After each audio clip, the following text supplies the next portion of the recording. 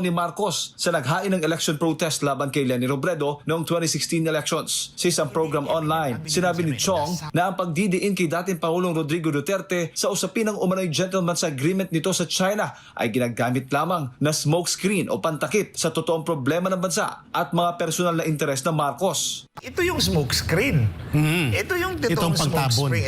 Itong mga akusasyon nila laban kay President Duterte, ito yung smokescreen para mapagtakpan in the hopes na mapagtakpan yung issue na hinaharap ngayon ni Mr. Marcos Jr. Isa sa mga sumambulat na issue ay ang pagkakadawit sa pangalan ni Marcos sa iligal na droga na una na ring ibinunyag ni dating Pangulong Duterte. At kamakailan nga sa Senado ay binuksan ang investigasyon sa PIDEA leaks kung saan dawit din ang pangalan ni Marcos Jr. sa isang pre-operation report ng PIDEA noong 2012. Tinanong noon si Marcos kung totoo ba ito, pero sa halip na direktang itanggi o aminin ang pagkakaugnay sa iligal na droga ay kanya lamang itong tinawanan. Binigyang diin naman ni Chong na hindi patas ang ganitong gawain ng Marcos administration laban sa dating Pangulo. Alam naman natin yung administrasyon ni Marcos, si President Duterte ang ginagawang boogeyman eh. Oh, boogeyman nga.